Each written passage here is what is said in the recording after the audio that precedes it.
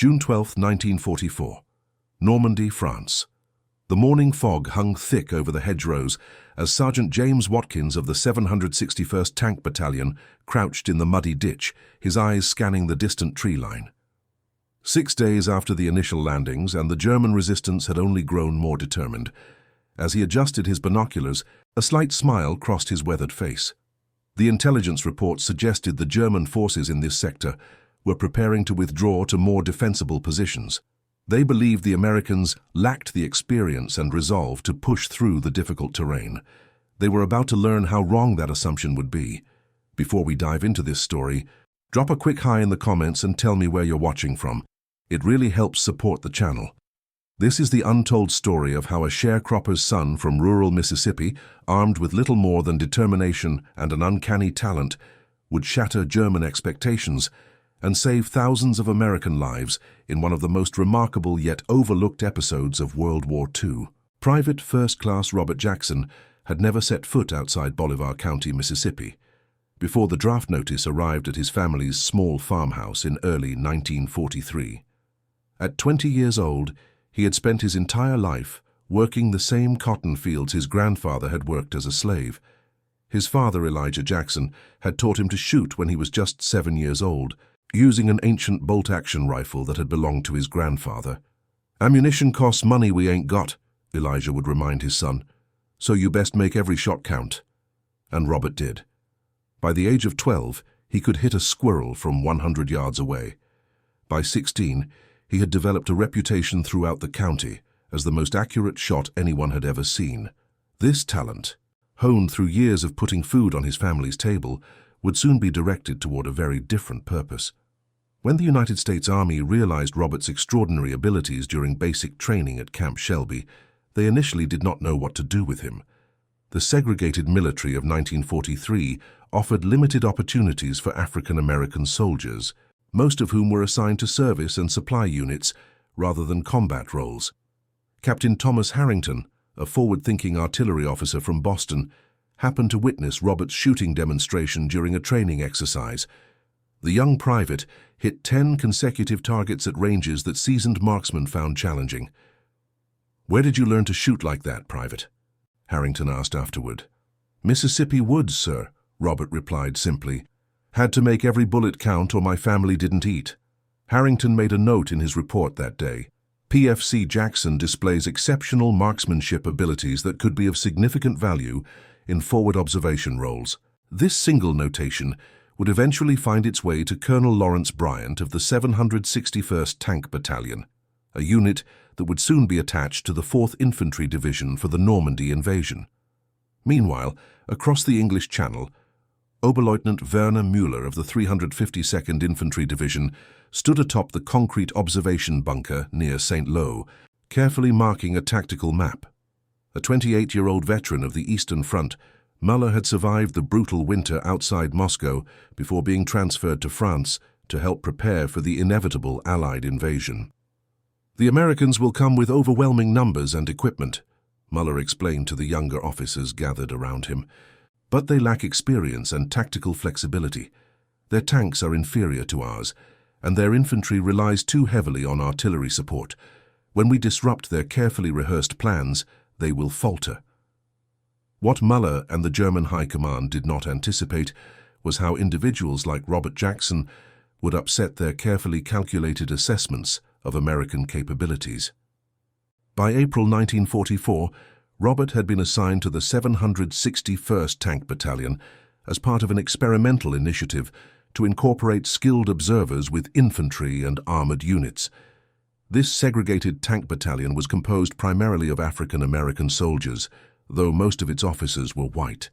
The unit had trained extensively in England, preparing for what everyone knew would be the largest amphibious invasion in military history. The morning of June 6th brought Robert and thousands of other American soldiers to the shores of France. The 761st did not land on D-Day itself, but arrived on June 8th as part of the follow-up forces. Their first taste of combat came 2 days later when German forces launched a counterattack against American positions near the village of Sainte-Mère-Église. The terrain of Normandy presented challenges that no amount of training in England could have prepared them for. The hedgerows, thick earthen berms topped with dense vegetation that had stood for centuries, divided the landscape into small fields that functioned as natural fortifications. These bocage created perfect defensive positions for German forces and neutralized many of the advantages the Americans held in numbers and firepower. Staff Sergeant William O'Malley, a tank commander in the 761st, described the situation in a letter home. "The terrain here is a nightmare. You can barely see 30 yards ahead before another wall of earth and brush blocks your view. The Germans know every inch of this ground and have pre-sighted their guns on every approach. Our tanks might as well have targets painted on them." On the morning of June 12th, the 761st received orders to support an infantry push toward the critical road junction at Carentan. Intelligence reports indicated that elements of the German 352nd Infantry Division held defensive positions along the likely route of advance. What the reports failed to mention was the presence of several well-concealed Panzer IV tanks that had been dug into the hedgerows. Major General Raymond Barton of the 4th Infantry Division had concerns about the coming operation. During a hasty briefing in a damaged farmhouse serving as a temporary command post, he expressed his reservations to Colonel Bryant.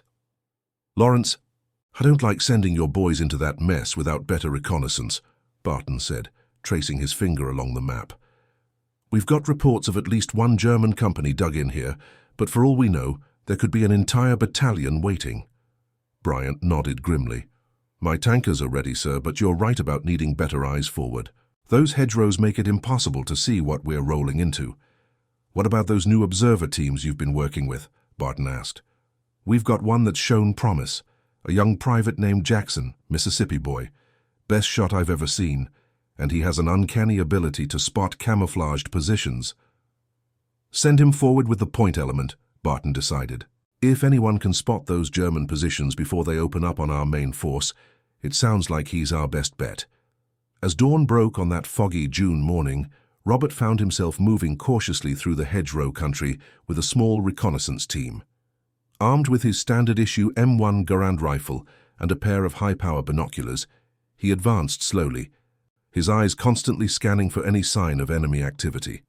Corporal James Winters, a white soldier from Pennsylvania who had been assigned as Robert's radio operator, moved alongside him. Despite the segregated nature of the military, the exigencies of combat had created small pockets where racial distinctions became secondary to survival. "See anything, Jackson?" Winters whispered as they peered through a small gap in the hedgerow.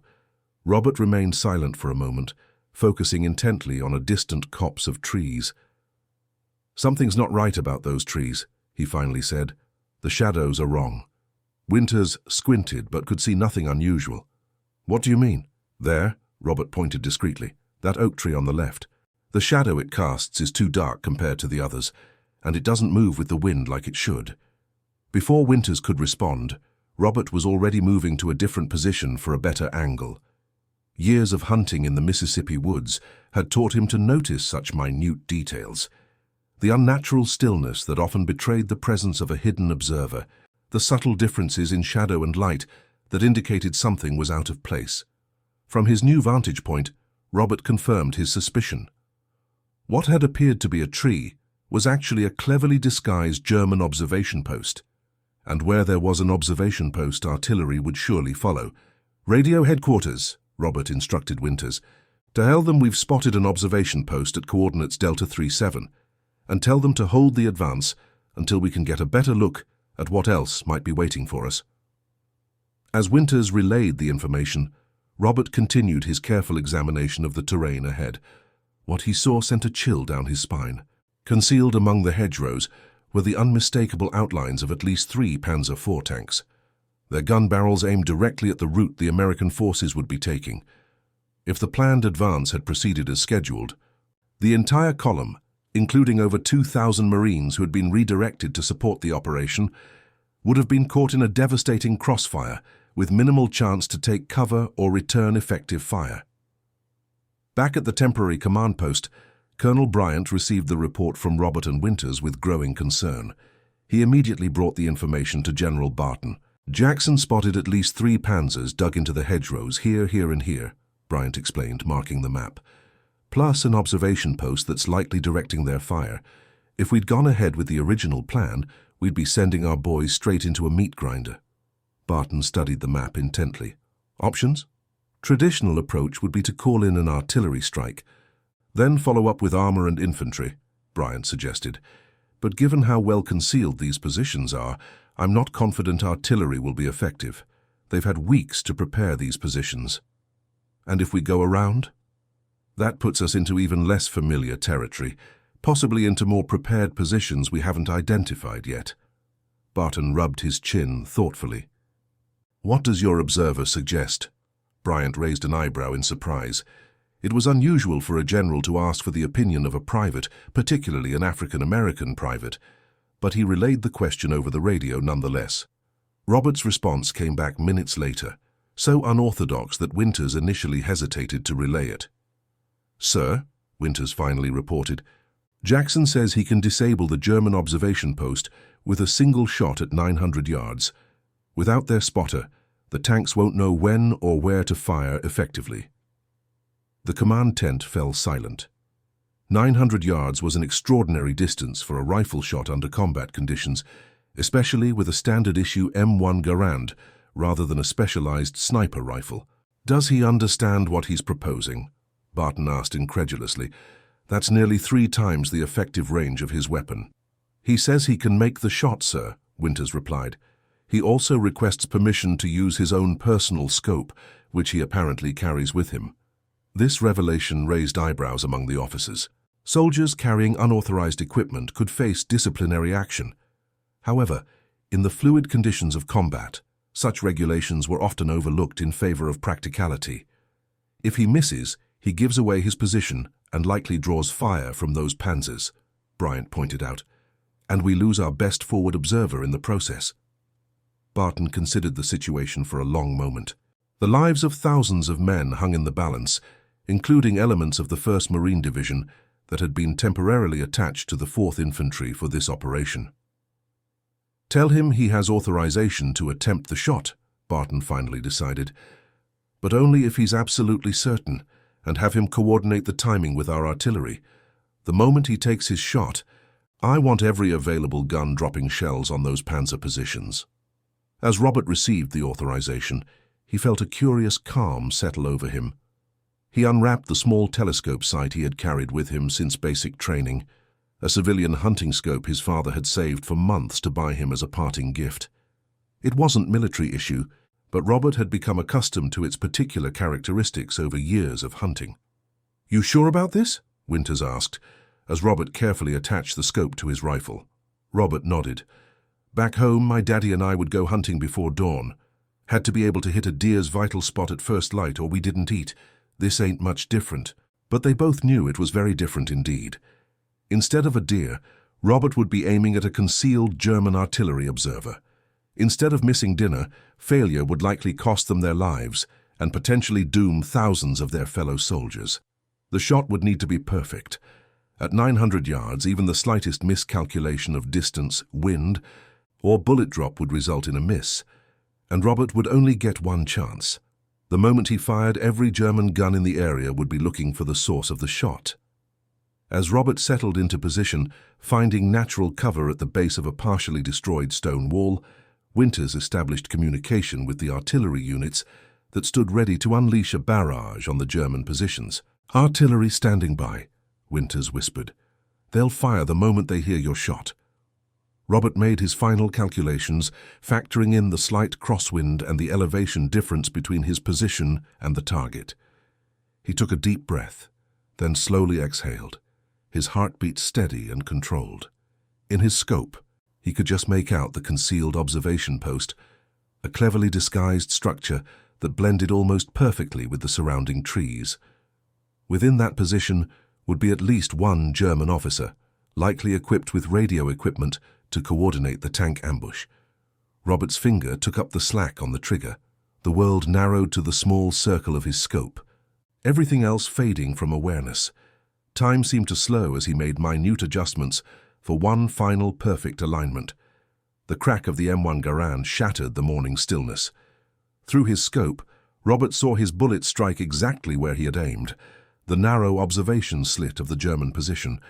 Immediately, the radio beside him erupted with activity as the artillery units began their bombardment of the suspected panzer positions.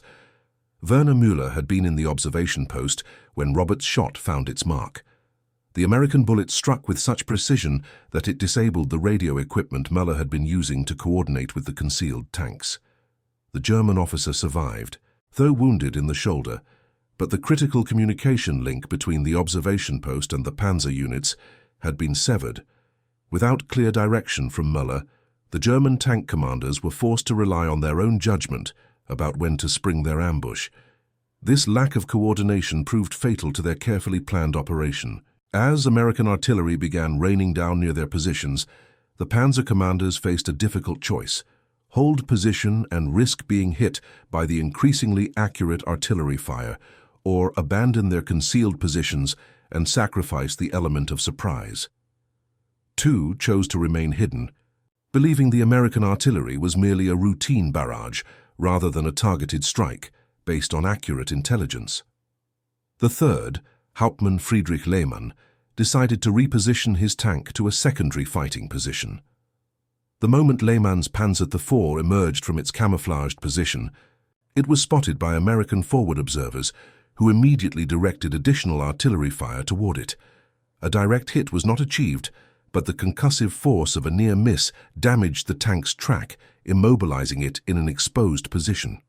Meanwhile, Robert and Winters had quickly relocated after the shot, moving through drainage ditches to avoid the German counterfire that was now searching for them.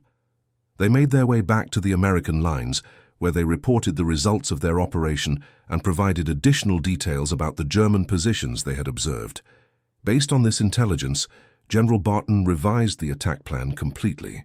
Instead of advancing directly into the German trap, American forces executed a flanking maneuver that caught the remaining German armor in an untenable position. By late afternoon, the road to Carrington had been secured with minimal American casualties. The significance of Robert's extraordinary shot would not be fully appreciated until days later. When captured, German documents revealed the full scope of the ambush that had been planned. The 2,000 Marines and additional Army personnel who would have walked into the German trap had been spared because of the remarkable marksmanship of a young man from Mississippi who had learned to shoot in order to feed his family. That evening, as Robert sat cleaning his rifle in a temporary encampment, Colonel Bryant approached him. The older officer studied the young private for a moment before speaking. "That was one hell of a shot, Jackson." Robert looked up, surprised to see the colonel addressing him directly. "Thank you, sir. Intelligence says your shot likely saved thousands of lives today." Bryant hesitated, then added, "I've put you in for a commendation." Robert nodded, uncertain how to respond.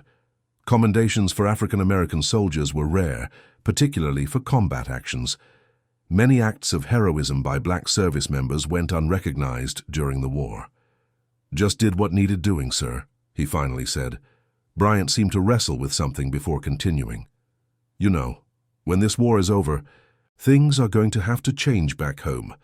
Men like you are fighting and dying for America just like everyone else. That has to mean something." Before Robert could respond, a messenger arrived with urgent dispatches for the colonel. Bryant nodded once more to Robert before departing, leaving the young soldier to his thoughts. The events of June 12th represented only the beginning of Robert Jackson's remarkable wartime journey. As the Allied forces pushed deeper into France, his exceptional skills as a marksman and observer would be called upon repeatedly, often in circumstances that seemed impossible. Sergeant James Watkins, who had initially been skeptical about having an African-American soldier attached to his reconnaissance unit, had become one of Robert's strongest advocates. After witnessing the young private's abilities firsthand, Watkins made sure Robert was positioned where his skills could be most effective. "Jackson sees things the rest of us miss," Watkins explained to anyone who questioned his decisions. "I don't care what color he is. He keeps my men alive, and that's all that matters to me." The relationship between Robert and his white comrades evolved gradually as they faced combat together. While the institutional racism of the military remained firmly in place, the shared experience of danger and survival created bonds that transcended racial boundaries within their small unit. On June 15th, Robert's unit was tasked with helping secure the approaches to the vital port city of Cherbourg. German resistance had stiffened as the strategic importance of the location became apparent. Allied planners were desperate to capture intact port facilities to improve their supply situation. The German forces defending the region included elements of veteran divisions that had been fighting since the earliest days of the war. Among them was Feldwebel Heinz Kruger, a decorated non-commissioned officer who had served in Poland, France, and Russia. Kruger had developed a reputation for his skill at organizing defensive positions that extracted a heavy toll on attacking forces. As American forces prepared for their advance toward Cherbourg, Robert and a small reconnaissance team were sent to gather intelligence on German defensive positions. Moving under cover of darkness, they penetrated deeper into German-held territory than any previous patrols had managed. What they discovered was disturbing. Kruger had established an interlocking series of defensive positions that covered all likely avenues of approach. Machine gun nests with overlapping fields of fire were concealed in the rubble of destroyed buildings. Anti-tank guns had been positioned to channel American armor into killing zones. Most concerning of all, the Germans had positioned several batteries of Nebelwerfer rocket launchers, fearsome weapons that could saturate an area with high explosive rockets in seconds. American soldiers had nicknamed them Screaming Mimes for the distinctive howling sound made by their rockets in flight. Robert carefully sketched the locations of these positions on his map, working from memory as he dared not use a light. The information he and his team gathered would be vital for planning the coming assault. As dawn approached, the reconnaissance team began their withdrawal. They had nearly reached American lines when they were spotted by a German patrol. In the ensuing firefight, 2 members of Robert's team were wounded. The remaining soldiers provided covering fire, as Robert helped drag the wounded men towards safety. Just as it seemed they would make it to American positions, a German machine gun opened up from a previously undetected position, pinning the group down in a shallow drainage ditch. With the wounded men unable to move and ammunition running low, the situation appeared desperate. Robert assessed their predicament with the calm clarity that had become his trademark in combat situations. The German machine gun was positioned approximately 600 yards away, partially protected by a low stone wall. It was a difficult but not impossible shot with his rifle and scope. "Keep their heads down," he instructed the others. "I just need one clean shot." Taking a position that exposed him to potential enemy fire, Robert steadied his rifle against the trunk of a fallen tree. He controlled his breathing, just as he had done countless times while hunting in Mississippi. The distance was challenging, but within his capabilities. When he squeezed the trigger, the German machine gun immediately fell silent. The remaining members of the patrol seized the opportunity to move the wounded men to safety, finally reaching American lines as the sun crested the horizon. The information Robert and his team brought back proved invaluable. Based on their intelligence, the planned assault was reconfigured to avoid the worst of the German defenses. Artillery strikes were directed against the Nebelwerfer positions before they could be brought to bear against advancing American troops. By June 25th, American forces had pushed through the German defensive lines and were approaching the outskirts of Cherbourg itself. The city would fall 4 days later, providing the Allies with their first major port facility in France, though the retreating Germans had extensively sabotaged the harbour installations. Throughout this period, Robert continued to serve as both an observer and, when circumstances required, a marksman. His reputation spread beyond his immediate unit, with requests for his assistance coming from various elements of the advancing Allied forces. A war correspondent for Stars and Stripes, the military newspaper, heard stories about the extraordinary marksmanship of the young soldier from Mississippi. When he sought permission to interview Robert for a potential article, however, he encountered resistance from higher headquarters. The accomplishments of African-American soldiers were seldom highlighted in official accounts of the fighting, a reflection of the racial attitudes that persisted, both within the military and in American society at large. Despite this institutional resistance to recognition, Robert's contributions did not go unnoticed by those who served alongside him. Officers and enlisted men alike came to respect his abilities and value his presence on patrols and operations. This respect did not immediately translate into formal acknowledgement, but it represented a small shift in attitudes among those who had witnessed his actions firsthand. As July approached, the Allied advance continued to push inland from the Normandy beaches. The 761st Tank Battalion, including Robert Jackson, would soon face their greatest challenge yet, an operation that would test their courage, skills and determination to their limits, and ultimately cement Robert's place in the untold history of World War II. July 3, 1944. Saint-Lô, France. The morning light filtered through a blanket of dust and smoke as the American forces prepared for what would become known as Operation Cobra. Captain James Reynolds of the 4th Infantry Division studied his maps with growing concern. Intelligence reports indicated that German reinforcements were massing just beyond their objectives, battle-hardened troops from the Panzer Lehr Division among the finest armored units in the German military. The Americans believed their superior numbers and air support would overwhelm any resistance. The Germans, convinced of their tactical superiority, believed they could halt the American advance despite being outnumbered. Both sides were about to discover how a single individual could upend their most carefully laid plans. As summer heat settled over the Normandy countryside, the Allied push inland had lost much of its initial momentum. The dense hedgerow country continued to favor defenders, allowing German forces to exact a heavy toll on advancing American units. General Omar Bradley, commanding the 1st United States Army, had grown frustrated with the slow progress and mounting casualties. "We need a breakthrough, not another slugging match," Bradley told his staff during a planning session at his headquarters. "The hedgerow-by-hedgerow approach is bleeding us white." The result of these concerns was Operation Cobra, an ambitious plan to rupture the German defensive line with a massive concentration of air power, followed by a rapid armored thrust to exploit the resulting gap. The operation was scheduled to begin on July 24th, but preparations were already underway by early July. As part of these preparations, reconnaissance efforts intensified along the entire front. Robert Jackson and his now regular radio operator, Corporal James Winters, found themselves increasingly called upon for difficult missions behind German lines. On July 6th, they were attached to a forward element of the 2nd Armored Division, known as Hell on Wheels, which was conducting probing actions near the town of Saint-Jean-de-Day.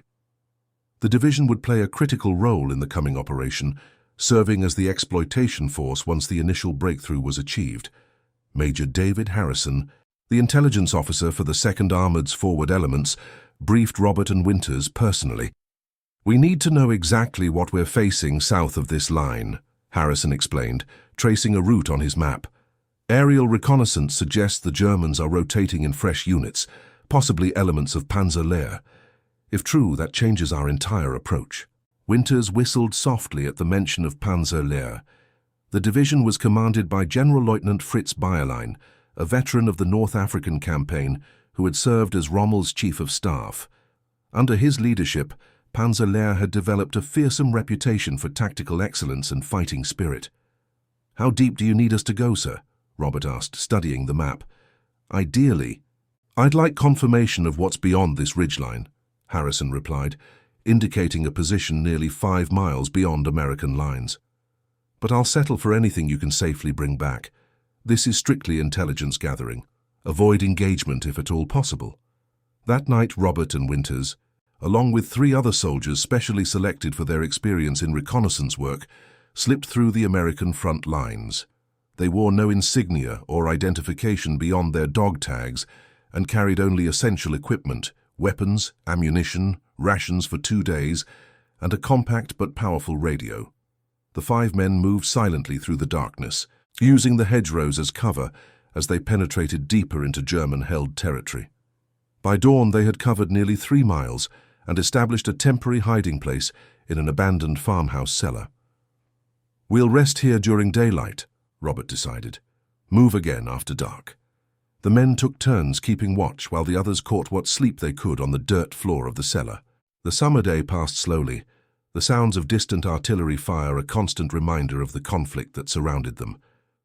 As dusk approached, Robert was on watch when he noticed unusual movement on the road visible from their position. A convoy of German vehicles was moving north, not the expected direction if reinforcements were being brought up to the front.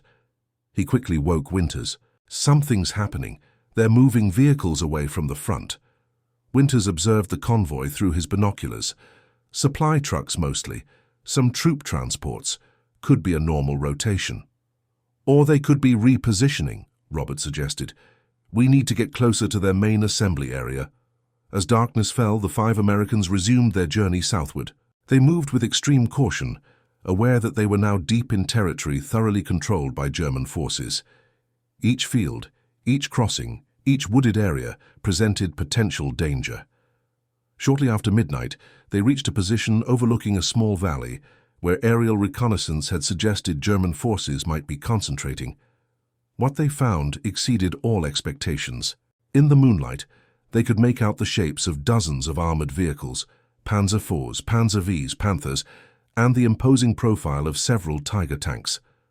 Around these vehicles, hundreds of infantry soldiers were establishing defensive positions, digging foxholes and emplacing heavy weapons. That's at least a full regiment, Winters whispered. Maybe more. They're not preparing to withdraw, Robert observed. They're setting up a counterattack position. The implication was clear and disturbing. When Operation Cobra launched and American forces poured through the anticipated gap in German lines, these forces would be positioned to strike the exposed flank of the advance. The potential consequences were devastating. Thousands of American soldiers could be caught in a trap, much like the one Robert had helped prevent weeks earlier, but on a much larger scale. We need to report this now, Robert decided. Can you establish radio contact from here? Winters shook his head. Too much interference from that ridgeline. We need to move to higher ground. The group carefully withdrew from their observation position and began making their way toward a hill that offered better radio transmission possibilities. Their progress was slower now, as German patrols in the area had increased with the arrival of the new forces. They had nearly reached their objective when disaster struck. A German patrol with dogs appeared unexpectedly from a side path. The German shepherd detected their scent immediately, its barking alerting the patrol to their presence.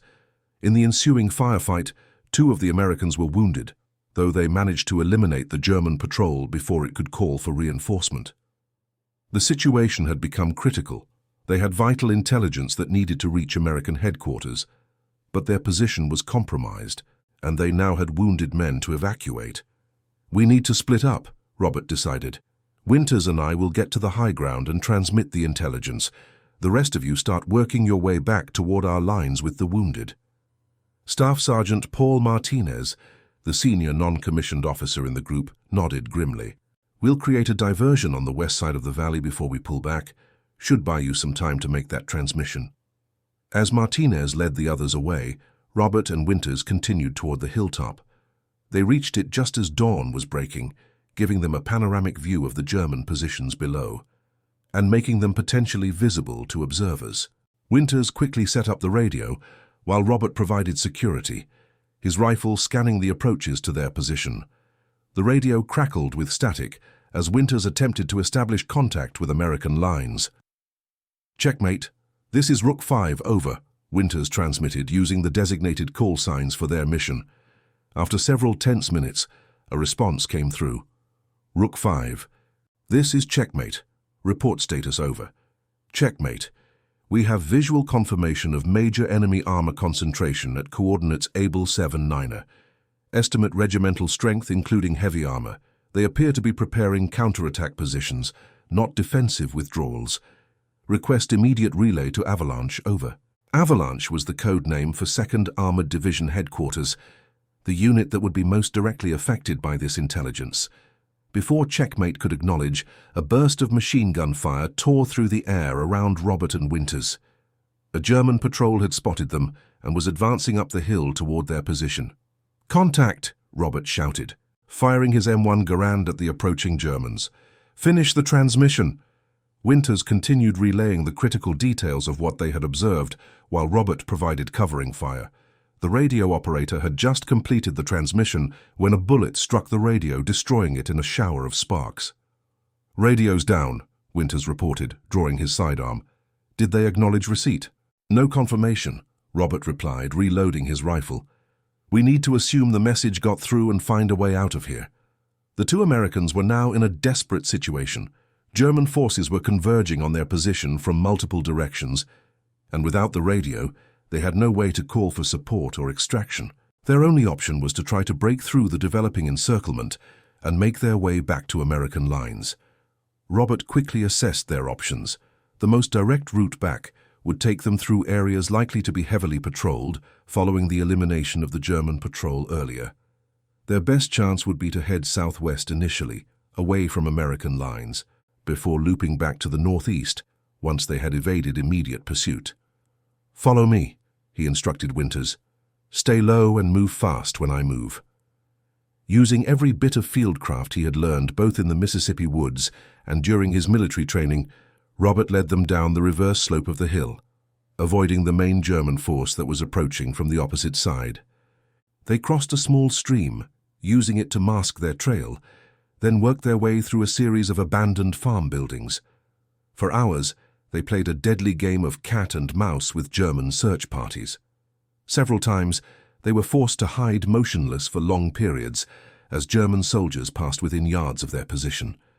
By late afternoon, they had managed to put several miles between themselves and the site of the radio transmission, but they were still deep in enemy territory with at least 15 miles of difficult terrain between them and American lines. "We'll never make it back before the operation begins," Winters observed as they took a brief rest in a wooded area. "Not on foot, not through all these German positions." Robert considered their options. "We need transportation." The opportunity came shortly before dusk. From their concealed position, they observed a German motorcycle courier traveling alone on a rural road. Robert made a quick decision. "Stay here," he told Winters. "I'll handle this." Before Winters could object, Robert had slipped away, positioning himself along the road ahead of the approaching motorcycle. When the German rider came into view, Robert stepped out just enough to create a momentary distraction. The German's attention shifted toward the movement, and in that split second, Robert fired a single shot. The motorcycle veered off the road and crashed into a ditch. By the time Winters caught up, Robert had already secured the motorcycle and was searching the courier's satchel. "Dispatch orders," he said, holding up several pages of German text. "Can't read them, but the headquarters stamps might be useful if we're stopped." With Robert driving and Winters holding on behind him, they set off on the motorcycle, now dressed in the German courier's outer garments over their own uniforms. It was a desperate gamble. If stopped and closely inspected, they would immediately be identified as Americans.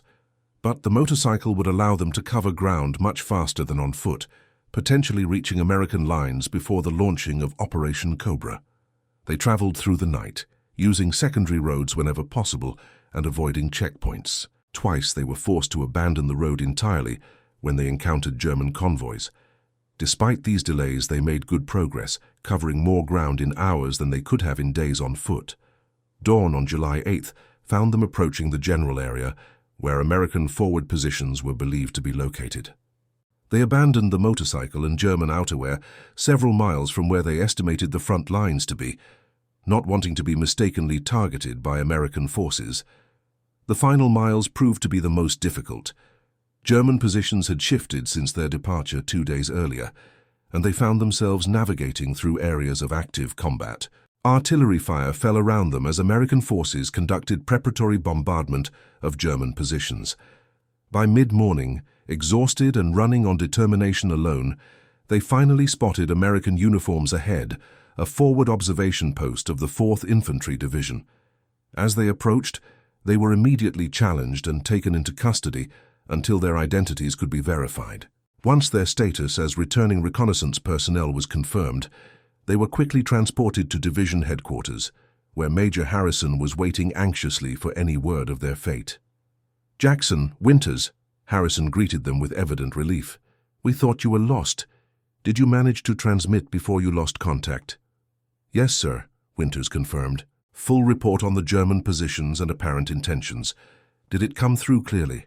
Harrison nodded, clear enough that General Bradley has already modified the Operation Cobra plans. "Your intelligence confirmed what some of our other sources suggested, but couldn't verify." The Panzer Lehr elements you identified would have been positioned perfectly to cut off our breakthrough forces if we'd proceeded with the original plan. Thanks to the intelligence Robert and Winters had provided, at tremendous personal risk, the operational plans for Cobra were adjusted to account for the German counterattack force. When the operation finally launched on July 25th after weather delays, additional provisions were made to protect the flanks of the advancing American units. The German counterattack, when it came, met prepared American forces rather than exposed flanks. The resulting battle was still fierce, but the element of surprise the Germans had counted on was gone. American casualties, while significant, were far lower than they would have been without the crucial intelligence.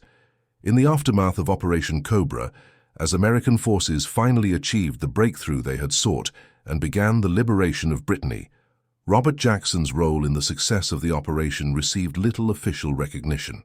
The citation he received, a Bronze Star with V device for valor, made no mention of the specific intelligence he had helped secure or its impact on the larger operation. This pattern continued throughout the summer and fall of 1944 as the Allied forces pushed across France. Robert participated in numerous operations, his skills as both an observer and marksman repeatedly proving invaluable.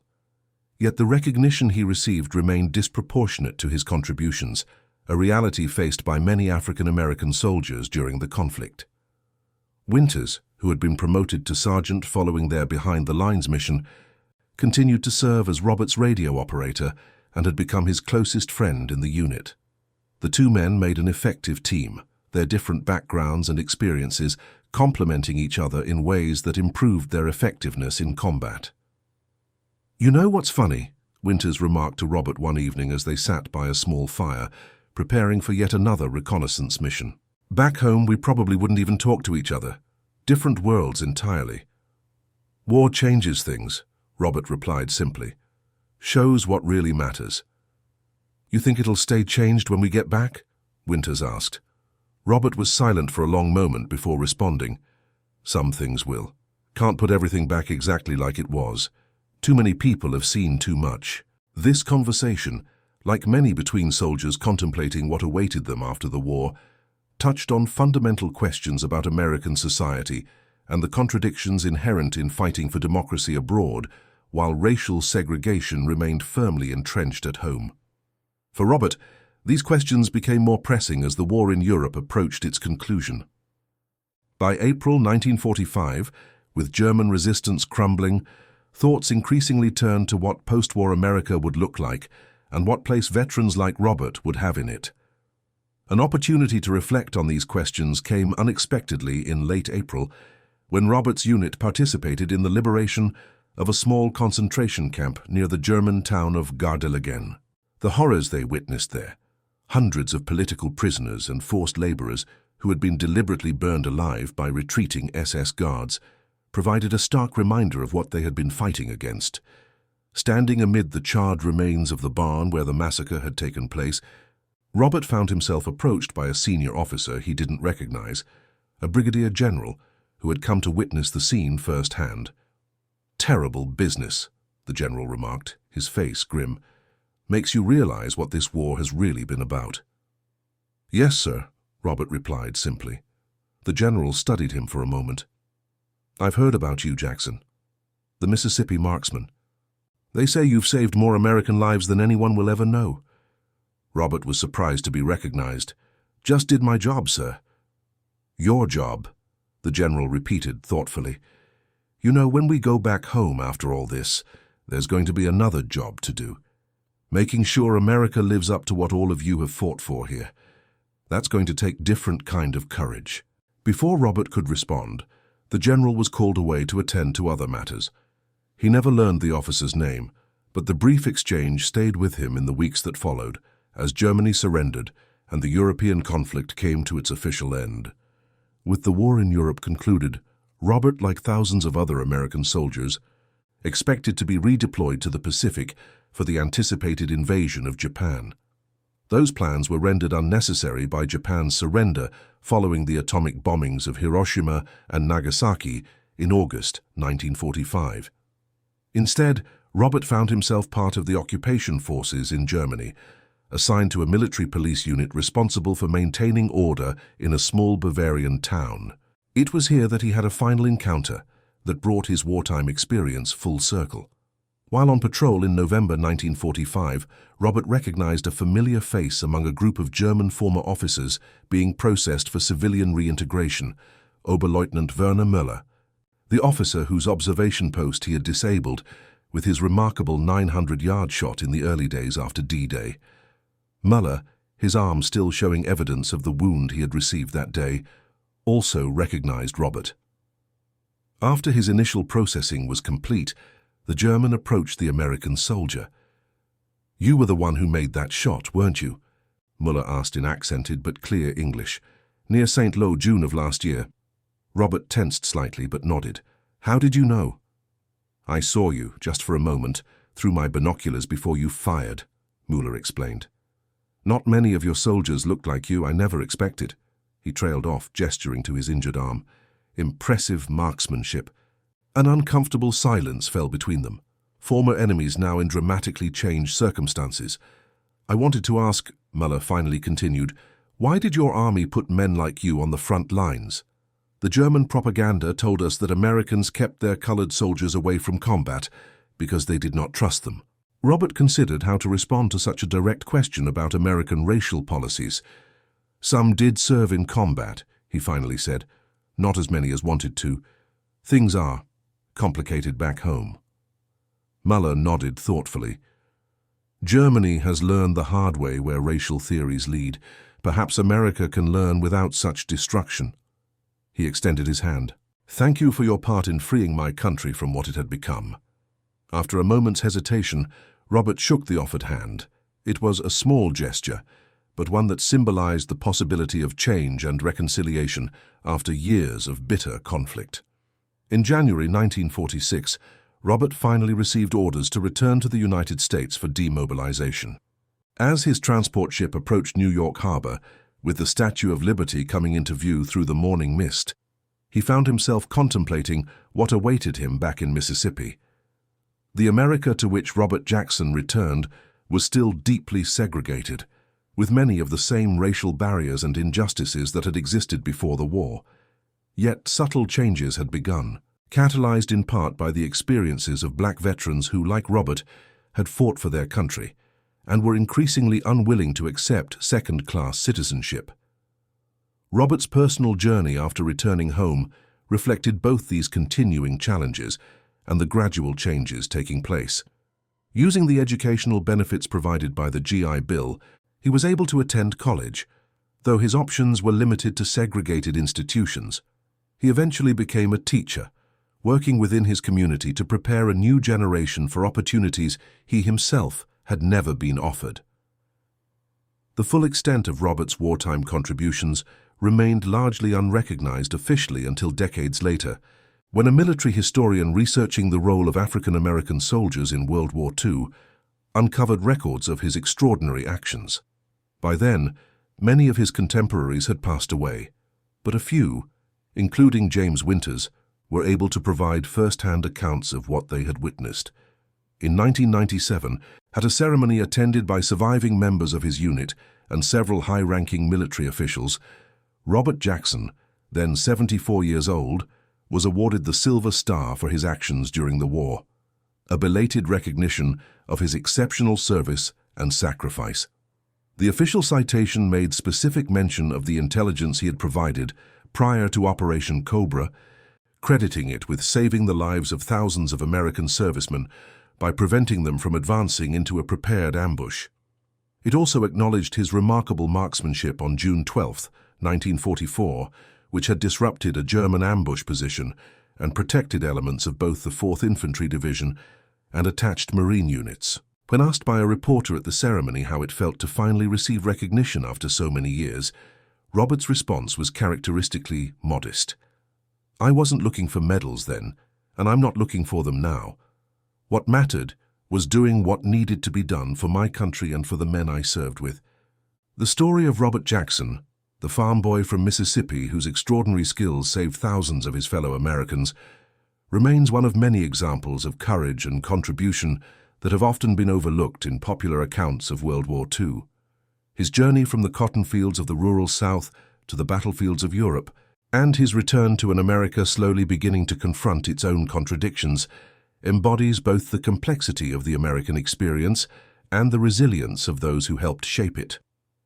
In later years, as Robert spoke to school groups and historical societies about his wartime experiences, he often emphasized not the dramatic moments of combat, but the relationships he had formed with fellow soldiers of all backgrounds. The war taught us that we could depend on each other, no matter where we came from or what we looked like, he would explain. That was a lesson some of us brought home and never forgot. The Germans never expected that a black farm boy from Mississippi, who had learned to shoot to put food on his family's table, would make the shot that saved thousands of American lives and helped change the course of a crucial operation. But Robert Jackson did exactly that, demonstrating that courage, skill, and determination can emerge from unexpected places and leave an indelible mark on history. His story serves as a reminder that the full narrative of American courage and sacrifice includes many voices and experiences that deserve to be heard and honored. It also stands as a testament to how individual actions, even in the most challenging circumstances, can make a profound difference in the lives of others. And that concludes our story. If you made it this far, please share your thoughts in the comments. What part of this historical account surprised you most? Don't forget to subscribe for more untold stories from World War II and check out the video on screen for another incredible tale from history. Until next time.